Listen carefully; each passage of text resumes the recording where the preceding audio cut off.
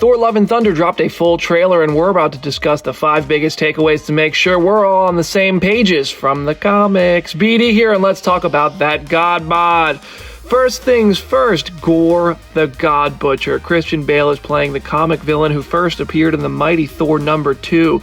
He doesn't exactly look like a spot-on match to the comic book counterpart, but I think he looks awesome in live action, so I'm fully on board with allowing it. In the comics, Gorr's weapon of choice is All-Black the Necrosword, the first symbiote. We do see a sword in the trailer. I'm not sure it is powered by the same gooey substance that powers Venom. Gorr's mission in comics is to kill every god everywhere because none ever answered his prayers as a child, so you can bet Russel Crowe's Zeus is not going to be long for the Marvel Cinematic Universe, as Gorr is going to need to make some examples. And that Thor is also going to be on the hit list, being that he is the god of thunder, but also, Gorr just looks gorgeous. I'm so sorry. Number 2, Thor's tattoo. When Thor gets his clothes flicked away, you'll notice just above his blurry cheeks there is a tattoo that sprawls his entire back, making Ben Affleck proud. Loki's horns with an R.I.P. Loki above it can be seen. We know there's a Loki out there who survived the Battle of New York by escaping with the Tesseract. In fact, there are quite a few different versions of Loki out there in the multiverse, but as far as our Thor knows, Loki died at the hands of Thanos to start Avengers Infinity War. Number 3, did Thor lose his virginity to Jane? I mean, hey, your business, Thor, but not only has this man been counting the days since he last saw the woman he loved, but he also jokes with her. Never forget your first. Also, was Jane blipped by Thanos? She says it's been 3 years since they saw each other. Odinson says it's been 8. That math can include the 5-year blip.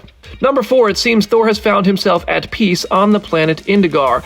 Visually, this all lines up with the planet that starts the Thor God of Thunder comic run, which features Gorr the God Butcher, and results in Thor discovering all of this planet's gods to have been butchered by the God Butcher. Nothing will say time to whip yourself into superhero shape quite like knowing there is a serial god killer on the loose, am I right? Finally, number 5, the Guardians of the Galaxy seem to have a decent-sized role in this film. They're involved in the action sequence on what might be Indigar, which might be the first run-in with Gorr while he's still a mystery villain in the film, or someone else who starts the movie with some beef to force Thor out of meditation. Thor ultimately uses Stormbreaker for what will probably be an emphatic out-of-retirement thundercrack, so much so that Drax is hiding on the ground beside him if you look closely, but ultimately the Guardians of the Galaxy will separate from Thor and probably continue their search for 2014 Gamora, which is what they were doing to end Avengers Endgame.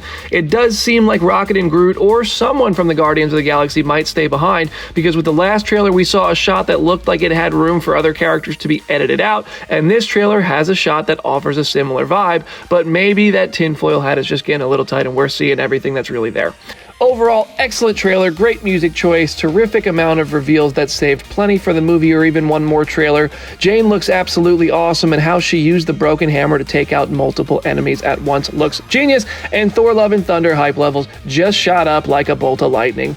He's just my first bad guy. What did you think? Drop your thoughts in the comment section and subscribe to our Phase Zero YouTube channel for more.